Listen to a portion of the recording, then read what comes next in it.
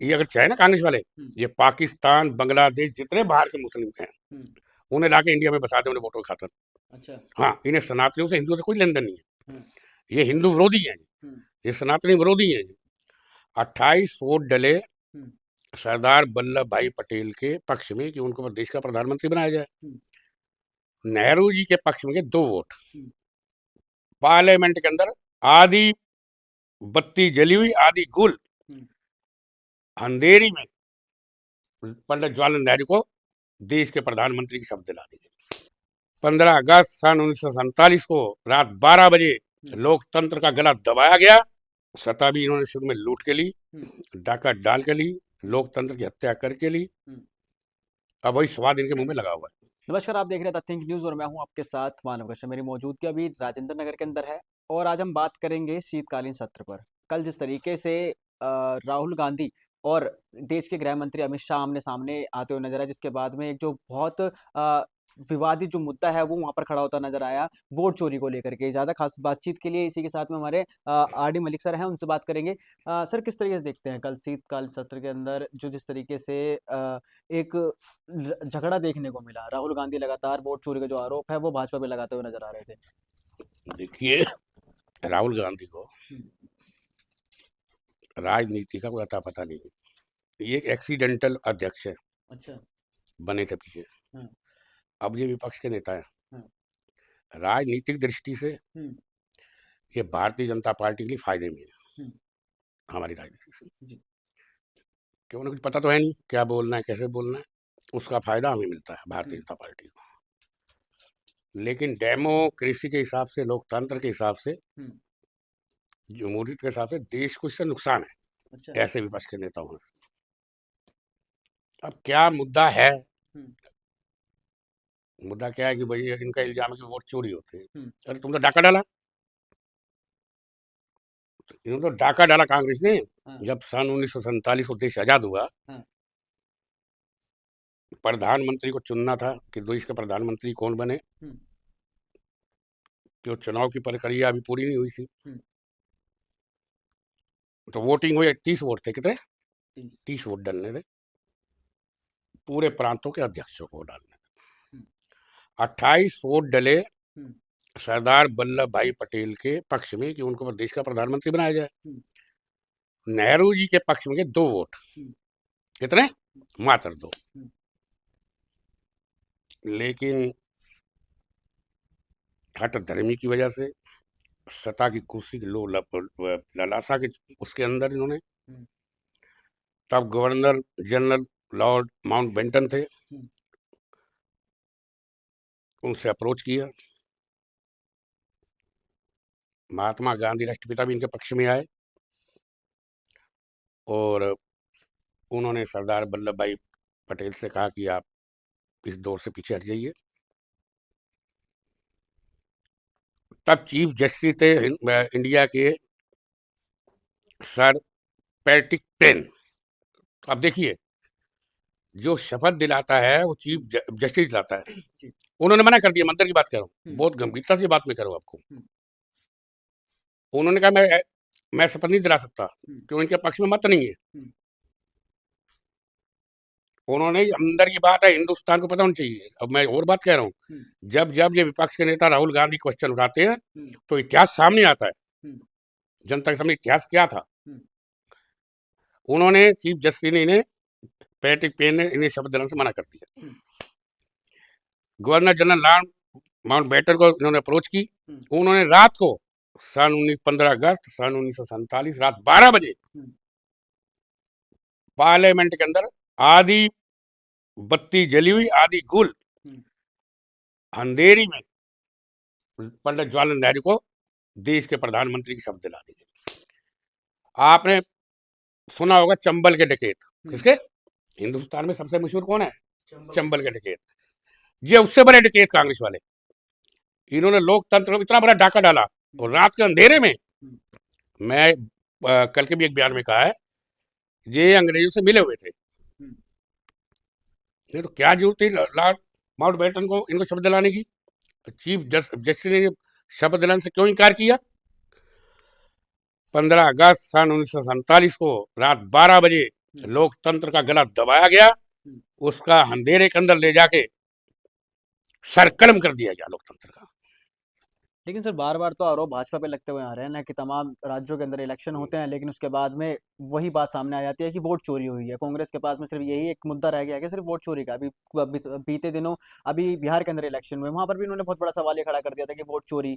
उससे पहले हरियाणा में सबसे बड़ी इन्होंने ये जो आरोप था वो भाजपा पे लगाया था कि वोट चोरी तो इन्होंने करी है, बिना वोट चोरी के तो सरकार बना ही नहीं पा आई आई रही। देखिए, पहले मतदान जो होता ना, हाँ। वो बैलेट पेपर पे होता था हम्म, और कांग्रेस के पास सारे गुंडे थे। हम्म, पहले सच्चे ढंग में मतदान नहीं होता था, हम्म, मत पेटियां उठाई जाती थी, ये अपनी मर्जी से ही अपने मत डाल देते थे। और इस चोरी को पकड़ा हमारे चुनाव आयुक्त टी.एन. शेषन जी ने, हम्म, इस धांधली को, हम्म, उनका ध्यान इस तरफ किया। हम्म, सरकार में, कांग्रेस की सरकार में उनमें इस बात पे झगड़ा हुआ। हम्म, उन्होंने स्पष्ट कहा, मैं भारत सरकार का चुनाव आयुक्त नहीं हूं, हम्म, मैं भारत का चुनाव आयुक्त। हम्म, तो उन्होंने मत पहचान पत्र का प्रस्ताव रखा, उसे पास किया, बनवाया। उन्होंने कहा ऐसे नहीं वोट डलेगा, हम्म, वोट डलेगा मशीन से। अब इनकी जब मशीनों से वोट डलने लगे तो इनके अब ये चोरी कर नहीं पाते, हाँ, अब कैसे चोरी करेंगे। अब इन्होंने इल्जाम लगाना शुरू कर दिया मशीनों के ऊपर। हम्म, मैं पहले कह रहा हूँ, ये लोकतंत्र में विश्वास करने वाले लोग नहीं है। हम्म, सत्ता भी इन्होंने शुरू में लूट के ली, हम्म, डाका डाल के ली, लोकतंत्र की हत्या करके ली। हम्म, अब वही स्वाद इनके मुंह में लगा हुआ है। अब बताओ एक बात देखो, ये अगर चाहे ना कांग्रेस वाले, हम्म, ये पाकिस्तान, बांग्लादेश, जितने बाहर के मुस्लिम हैं, हम्म, उन्हें लाके इंडिया में बसा दे, उन्हें वोटों की खातर।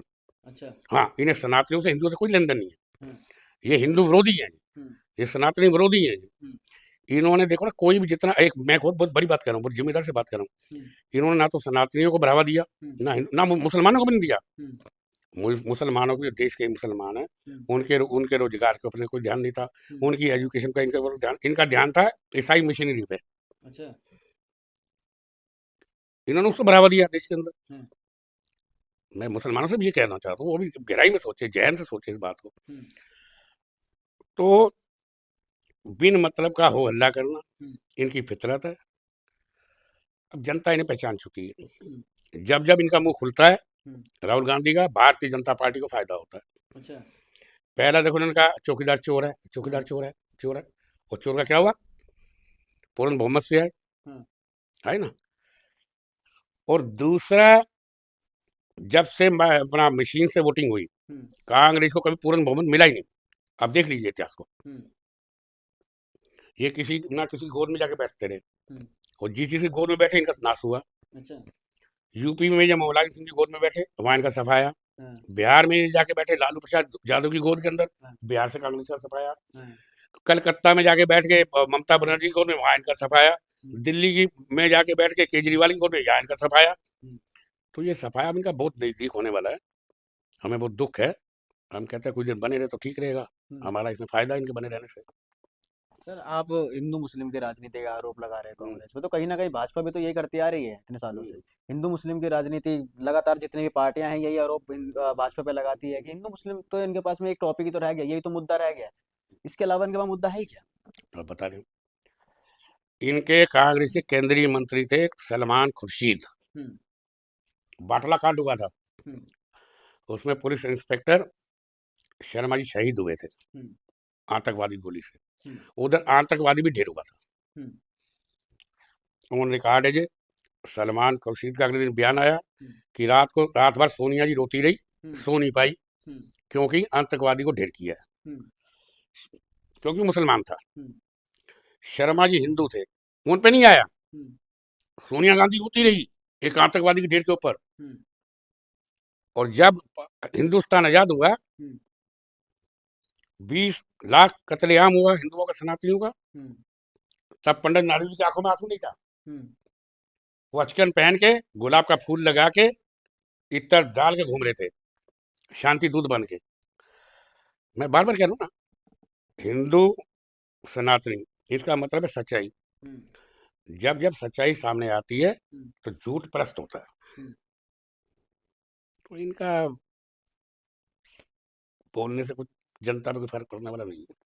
ठीक है सर, आखिरी सवाल यही रहेगा कि क्या लगता है सर, सत्र के अंदर इस तरीके के मुद्दे उठाने जरूरी हैं, क्योंकि तमाम मुद्दे देश के अंदर है, माहौल खराब हो रहा है कहीं ना कहीं सत्र के अंदर। कौन कर रहा है?